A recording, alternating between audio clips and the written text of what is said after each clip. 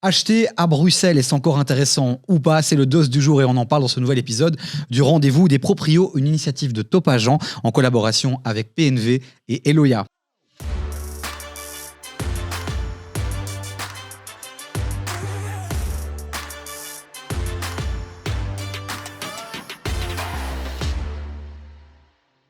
Et pour ce nouvel épisode, comme à chaque fois, on retrouve une belle bande d'experts avec aujourd'hui...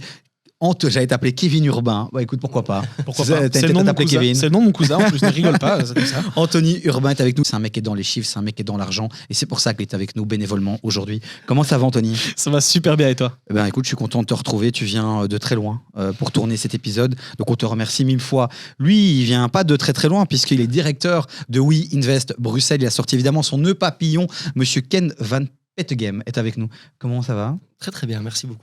Avec plaisir, avec plaisir. Qu'est-ce que je raconte? Merci d'être là en tout cas pour ce nouvel épisode. Et puis attention, invité VIP exceptionnel, le président du MR bruxellois est avec nous, David Leister.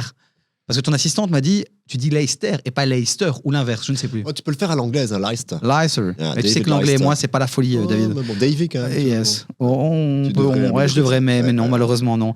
Bon, David, si tu es là, évidemment, en tant que président du MR bruxellois et aussi en tant que parti qui est dans l'opposition depuis plus de 20 ans, ton insight va être hyper intéressant aussi pour savoir finalement ce que le politique peut faire de plus, de mieux, et avoir ton avis aussi sur cette belle ville qui est Bruxelles, cette belle capitale qui est très décriée en ce moment. Et donc cette question de savoir si on peut encore investir à Bruxelles, s'il faut encore investir à Bruxelles, si ça a encore du sens, je pense que ton retour va être très intéressant. Et justement, faisons un premier tour de table rapidement. Quand vous entendez investir à Bruxelles, si on vous pose cette question-là, quelle est votre première réaction instinctive, Anthony? La première réaction, ce serait oui, mais pas n'importe comment et pas n'importe où. Très belle réaction instinctive. Ken? Moi, c'est oui. Directement? Ouais, vraiment? Oui, moi, je vis Bruxelles, j'achète à Bruxelles. Et je n'ai confiance qu'en Bruxelles. Donc on peut encore faire de bonnes affaires à Bruxelles. C'est sûr. C'est le directeur qui parle, c'est pas Ken qui parle. Je suis déçu. Je suis déçu. Monsieur Leister? Mais oui, évidemment, mais je pense qu'il y a encore beaucoup de choses à faire pour qu'on n'ait plus, par exemple, ce genre de réaction que je comprends, qui est oui, mais pas n'importe où, n'importe comment. Bruxelles, c'est capitale de l'Europe. Ça doit être en fait un lieu où on a vraiment envie d'investir. Oui, mais pas n'importe où. Alors, prenons le temps de faire une petite carte un peu de Bruxelles. Aujourd'hui, quelles sont les zones vraiment encore intéressantes ou les zones où ça devient très difficile d'investir? Ken, toi qui es sur le marché? Moi, j'appelle ça la banane de Bruxelles. En fait, c'est toutes les belles communes de l'est de Bruxelles, sud-est de Bruxelles, là où les gens veulent vivre. Donc, tu as Uccle, le Forêt-Saint-Gilles, jusque les communes de Woluwe. Tu vois, tout ce côté-là de Bruxelles, les gens veulent aller vivre. De l'autre côté, les gens investissent. On peut encore acheter dans ces communes-là? C'est pas devenu trop cher, impayable? Moi, je ne sais pas acheter là-bas parce que c'est très cher. Et donc, quand tu achètes une maison, là, il faut se couper un bras pour pouvoir le payer. Donc, Parce qu'on parle d'un prix moyen aujourd'hui de 500 000 €. J'imagine que c'est ces communes-là qui font remonter le prix. Mais donc, donc c'est clairement difficile aujourd'hui d'acheter dans ces belles communes. Donc, ça veut dire, pour vivre à Bruxelles, acheter pour vivre à Bruxelles, ça veut dire que c'est compliqué. C'est compliqué, ou il faut être à l'aise financièrement. Moi, par exemple, comme je l'ai déjà dit dans un autre podcast, je loue là où je vis et j'achète des investissements dans des communes peut-être moins sexy. David, à tout moment, tu peux vraiment réagir, nuancer par rapport à ce qu'il vient de dire. Tu es d'accord avec son analyse de Bruxelles aujourd'hui? Oui, alors en fait le problème c'est qu'on a tendance à prendre Bruxelles comme un ensemble commun. En fait c'est pas vrai, vous avez le sud, vous avez le nord, vous avez le centre. Je crois que si vous voulez bien investir à Bruxelles, vous devez isoler les endroits qui demain devraient devenir de chouettes endroits. On a comme ça une série d'investisseurs qui ont décidé par exemple de placer leur argent soit même à Molenbeek, près du canal ou dans le centre. Aujourd'hui, c'est peut-être un investissement qui peut paraître un peu douteux, mais je suis convaincu qu'avec de bonnes politiques publiques, ça sera en fait de chouettes endroits d'ici quelques années. Pour ça, il faut avoir de bons investissements publics aussi, politiques. Vous savez, à Bruxelles, si vous voulez rénover, si vous voulez étendre, vous avez un délai d'attente qui est 3 fois plus grand qu'en Flandre ou en Wallonie. Ce qui fait perdre beaucoup d'argent d'ailleurs à l'État, à la région, beaucoup d'emplois en moins qui sont créés, qui pourraient être créés, alors qu'il y a des zones entières où vous avez des investisseurs qui ont de vrais beaux projets. Je vais en prendre 2 très rapidement, Davy. Le premier, c'est quand tu sors de la gare du Midi, par exemple. Tu viens d'étranger avec ta petite valise pour investir à Bruxelles. Tu dis, moi, je vais créer de l'entreprise ici, c'est la capitale de l'Europe. Tu sors de ton train, tu sors de la gare, tu vois ce qu'il y a dehors, tu rentres dans la gare, tu rentres dans le train et tu rentres chez toi. C'est pas normal en réalité, et c'est comme ça depuis 10, 15, 20 ans. Alors que là, vous auriez de magnifiques terrains qui pourraient être exploités. À la fois, c'est vrai, pour du bureau, des startups, pour des universités, mais aussi pour du logement accessible, mais aussi supérieur. Je crois qu'il ne faut pas avoir peur de dire qu'on a besoin de personnes qui ont des revenus qui viennent vivre à Bruxelles. Un autre endroit peut-être intéressant, c'est tout le long du canal. Vous avez des villes comme Copenhague, par exemple, qui il y a 20-25 ans était une ville qui avait un des taux de pauvreté les plus élevés d'Europe. Personne ne voulait jamais venir à Copenhague. Ils ont su se réinventer, se renouveler autour de la neutralité carbone, mais c'est pas ça le débat aujourd'hui. Et aujourd'hui, il y a un canal qui traverse Copenhague. Aujourd'hui, c'est 1000 personnes en plus qui viennent habiter par mois. Tout ça, ce sont des magnifiques opportunités d'investissement, mais c'est aussi de belles croissances de vie pour des familles, pour des emplois.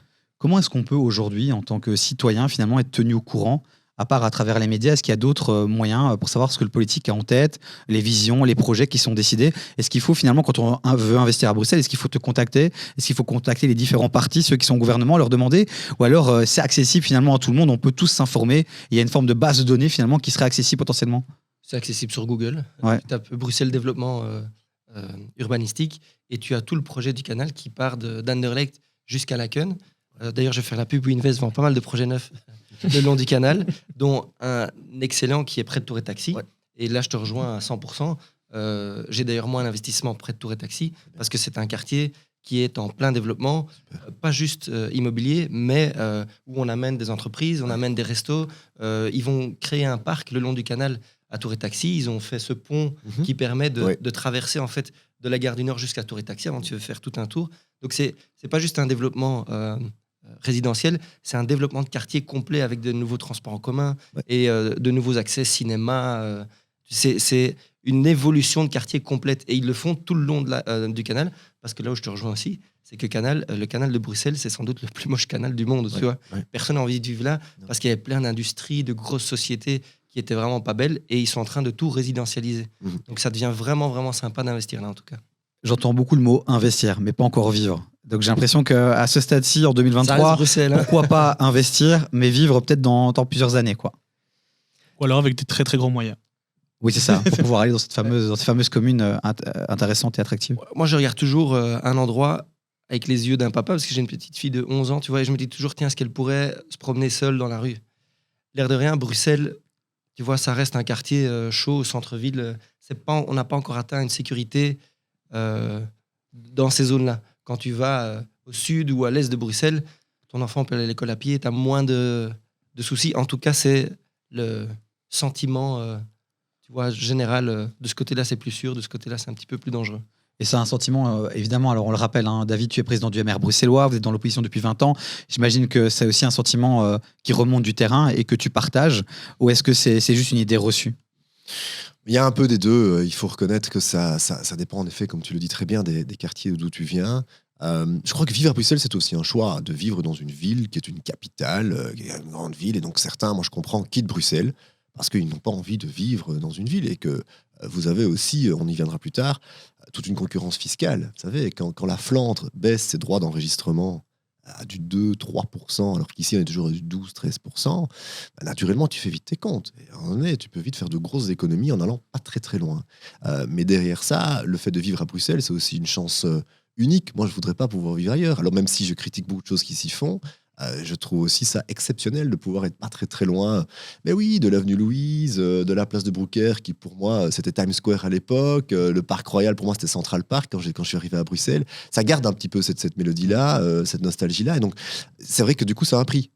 Ça a un coût de vivre dans une grande ville comme Bruxelles. Et ça, bah, tu le sais. Et c'est vrai que plus tu te rapproches, je dirais, du sud de Bruxelles, où tu as, et ça c'est très intéressant à avoir dans la réflexion sur Bruxelles, tu as de plus en plus d'espaces verts. Et au lendemain du Covid, on sait que les gens ont besoin ou ont demandé d'avoir davantage d'espaces verts. Ben, évidemment, tu te rapproches de la forêt, tu te rapproches d'espaces verts, donc tout ça, ça a un prix aussi. Ça a un coût aussi tout à fait normal. Je pense que c'est aussi un élément qu'on doit bien garder dans les futurs investissements pour Bruxelles. Pour allier, investir et vivre, c'est qu'il faut garder des espaces qui sont débétonisés, si je peux le garder. Parce que ça, c'est une vraie demande des nouveaux couples, des nouvelles familles, des jeunes, c'est de ne pas avoir que du béton partout, un peu de verdure. Tu as soulevé comme un élément important, c'est celui de la fiscalité. Aujourd'hui encore, la Flandre est en avance, est plus intéressante. Largement. Anthony? Je ne sais pas si on peut dire vraiment en avance, parce que si tu veux, donc effectivement en Flandre maintenant tu as une réduction sur le droit d'enregistrement, donc c'est plus facile d'acheter, si je peux dire ça. Par contre, notamment en Wallonie, tu as aussi tout ce qui est abattement fiscal. Donc tu as une économie fiscale pendant toute la durée de ton crédit. Donc quand tu fais les calculs à deux sens, j'avais fait l'exercice avec un fiscaliste, oui il y a une différence, mais elle n'est pas aussi grande que ce qu'on voudrait. Alors je dirais Bruxelles à la traîne alors. Non, Pour pas dire la Flandre en avance. Non, bah, c'est pareil. Je crois que même à Bruxelles, les abattements font que, si tu veux, la différence n'est pas si grande que ça. Il y a des aides aussi à Bruxelles. Il y a des aides à Bruxelles. Tu as des aides à Bruxelles sur ton premier investissement jusqu'à. Mais ils l'ont augmenté. À 600 000 euros. Donc, si tu achètes moins de 600 000 euros, tu as un abattement sur les 200 premiers 1000 euros. C'est ça, voilà. Et avant, il était à 175. 175, ça s'est augmenté il n'y a pas longtemps, effectivement. Là, on donne souvent cette image, on dit Bruxelles, c'est le nouveau Paris, ou c'est comme Paris. Est-ce que cette image-là, on la valide ou pas? En gros, ça veut dire quoi? Ça veut dire que c'est devenu impayable. Si tu as été à Paris, tu peux pas comparer. On est d'accord, ouais. Mais non, Paris reste quand même beaucoup plus beau. Maintenant, là où je te rejoins, c'est que si tu prends Londres, Paris ou d'autres grosses capitales, on est encore loin de ces prix-là. Et comme Bruxelles est quand même le centre de l'Europe, je ne vois qu'une évolution des prix constante encore pendant des années, parce que la marge... elle est énorme. Il ne faut pas oublier que chaque fois qu'un bien augmente, c'est exponentiel. Quand tu fais 3% de 100 000, mais que tu fais 3% de 500 000, tout à coup, l'augmentation d'un côté était de 15 000, de l'autre, elle était de 3 000. Et donc, plus on avance, plus l'augmentation des prix va s'accélérer. Et donc, moi, je suis très confiant sur Bruxelles. C'est pour ça que je ne quitte pas la capitale. Bon, allez, là, on a parlé de plein de choses. Mettons-nous 2 secondes dans la peau, vraiment, maintenant, de l'acheteur qui cherche son premier bien et qui se dit, tiens, pourquoi pas investir à Bruxelles? Quels seraient vos premiers réflexes, les premières questions que vous poserez? Vous feriez quoi? Le premier acte que vous posez? Toi, Anthony, tu vas acheter à Bruxelles, quelle est la première chose que tu fais? Le truc, c'est qu'il tu soulèves 2 éléments dans ta question. Tu dis qu'il veut acheter son premier bien et qu'il veut investir. Donc la question, c'est quoi? C'est pour y habiter ou pour investir? Pour y habiter. Pour y habiter, je répondrai plus ou moins à ce que j'ai dit tout à l'heure. Si tu veux vraiment te positionner dans le centre ou dans les très beaux quartiers à Bruxelles, je penserais plutôt comme lui, c'est-à-dire de louer quelque chose que tu trouves vraiment beau et acheter plutôt alors pour avoir des revenus locatifs. Alors, j'ai reposé la question. C'est vraiment concrètement la première chose que tu fais. Tu vas sur Google, tu tapes Bruxelles, tu contactes un spécialiste. Voilà, c'est ça que j'ai envie de savoir. Et tu as plusieurs manières de voir ça. La première chose que tu peux faire, c'est un très bon indicateur aujourd'hui, et sans vouloir en faire la pub, c'est ImoWeb. Okay. Tu regardes ImoWeb, tu fais un peu le tour de tous les quartiers où tu dis c'est sympa, etc. Et ne serait-ce que pour avoir une première idée de combien ça coûte selon le quartier. Comme ça, tu peux déjà te faire un peu ton étude de marché, si je peux dire ça. Et derrière ça, alors après, dire, voilà, j'ai repéré tel quartier, il me semble que c'est dans ces prix-là, je vais demander alors peut-être à un professionnel de trouver le bien. Ok, donc tu fais une étude de marché, notamment en allant sur ImoWeb. D'autres manières de faire une étude de marché? Aller visiter, prendre sa voiture, faire le tour, ou son vélo, ou le métro. Appartements, je dis aller visiter un maximum d'appartements, parce que quand tu tombes sur le bon, si c'est le premier, tu passes peut-être à côté en disant, tiens, je suis au début de mes recherches. Il faut faire un maximum de visites pour devenir, entre guillemets, expert immobilier aussi. Faire appel à un agent immobilier qui connaît finalement sa région. Encore un réflexe qu'on peut avoir aussi. Je veux investir à Bruxelles, je regarde un peu les agences qui ont pignon sur rue, et puis je contacte, et puis logiquement, tu peux conseiller aussi. Un autre réflexe à avoir pour justement s'informer. Il y a d'autres sites intéressants. Si tu veux bien investir à Bruxelles, pour y vivre, ça demande, donc c'est vrai que le travail d'ImoWeb, Google, ça est très important. Si tu as le temps, et si tu as un tout petit peu l'envie de le faire, essaye d'étudier, commune par commune, les endroits où l'autorité locale, en soutien avec l'autorité régionale, a décidé de réhabiliter ce quartier, de refaire une place, de refaire, comme tu dis, un centre sportif, une école. Des fois, c'est un projet qui ne verra le jour que dans 2, 3, 4, 5 ans. Et pour le moment, le quartier est tel quel, il n'est pas top. Mais une fois que la place aura été refaite, c'est-à-dire tous les architectes expliquent ça, automatiquement, tu as une prise de valeur et tu te sens bien. Donc c'est un investissement au début qui te paraît un peu aveugle, mais si tu as pris le temps d'étudier quelles sont les ambitions de tel ou tel projet, je prends un exemple. Moi, à Watermal-Boisfort, on a une petite place qui s'appelle la place Keim, qui est une super chouette place, mais qui a un peu pris un coup dans l'aile, qui a un peu vieilli, ça devient moins sympa, mais elle va être refaite, cette place. Et donc si tu investis aujourd'hui, tu vas avoir un prix X, mais tu peux être certain que si tu veux le revendre ou si tu devais l'acheter dans quelques années une fois que la place sera refaite, tu peux être certain que tu fais au moins x10 voire 20%.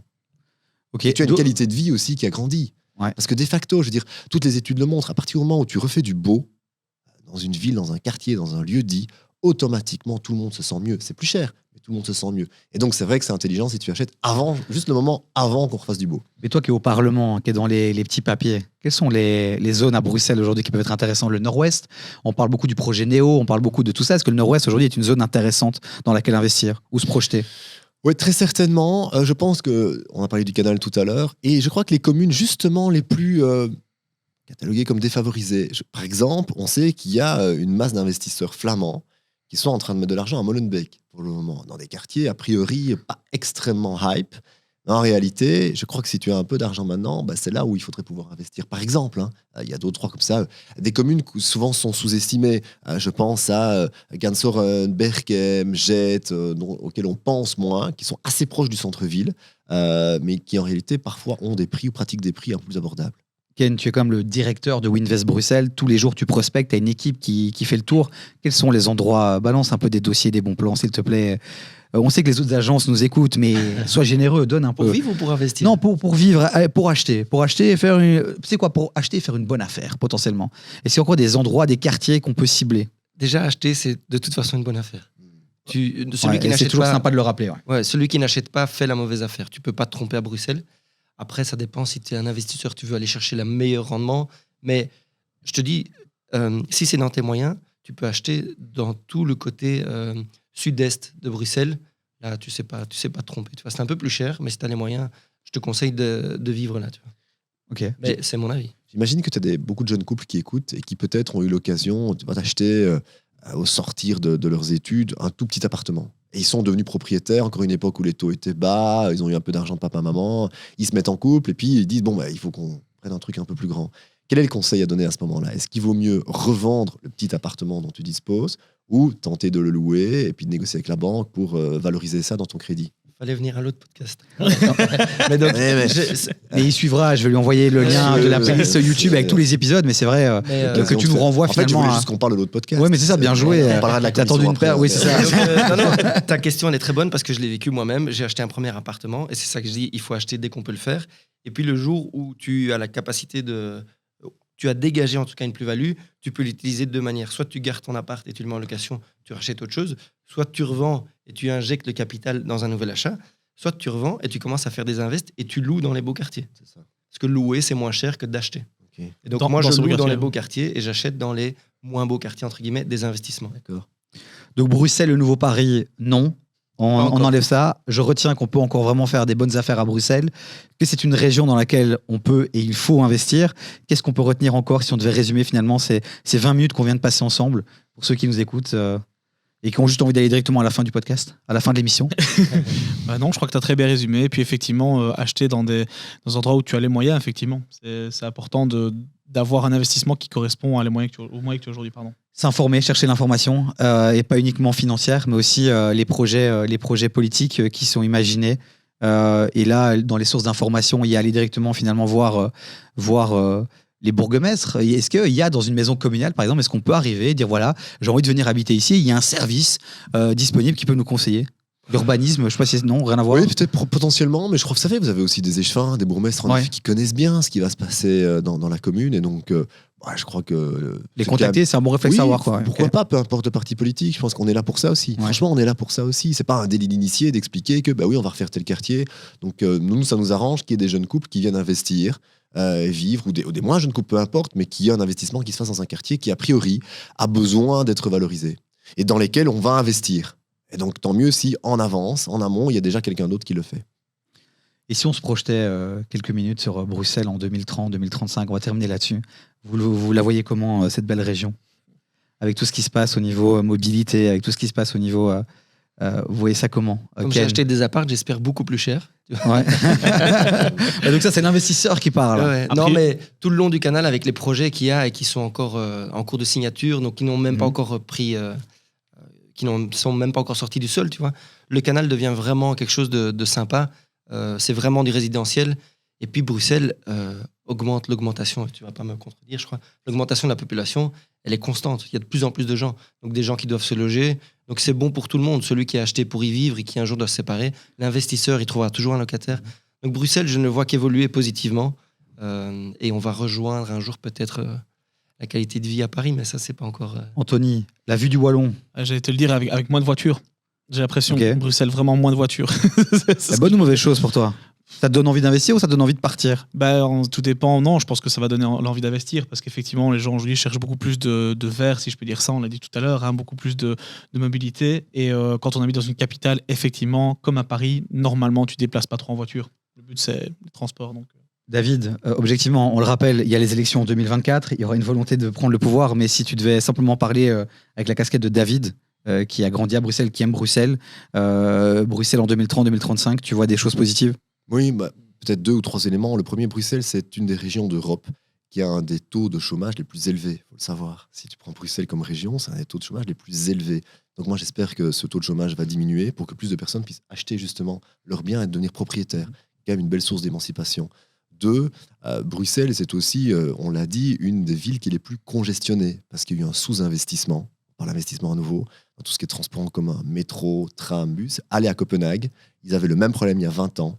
En 10 ans de temps, pour autant que tu investisses vraiment et que tu tendes la main au privé aussi, les acteurs privés qui veulent participer à cette régénération de Bruxelles, vous pouvez avoir une belle ville où, naturellement, tu prends plus ta voiture. Donc, naturellement, tu ne pollues plus. Et puis 3, Bruxelles, c'est aussi une des villes où le bâti est le plus polluant parce qu'il est très vieux et que donc, une fois que tu ouvres ton chauffage, tu as mis ton électricité, tu pollues énormément. Quand on connaît l'urgence climatique telle qu'elle est aujourd'hui, on a besoin d'investisseurs, publics, privés, qui rénovent ce bâti-là. Ça fait quand même 3 belles sources d'ambition pour Bruxelles d'ici à 6 ans seulement. Et donc pour ça, il va falloir se dépêcher. Merci David, merci Ken, merci Anthony. On vous retrouvera certainement pour un prochain épisode. Tous les épisodes à retrouver sur notre chaîne YouTube, sur toutes les plateformes de streaming, Apple Podcast, Amazon, il y a Amazon sur moi, non, ils n'ont pas lancé une plateforme de podcast, Amazon?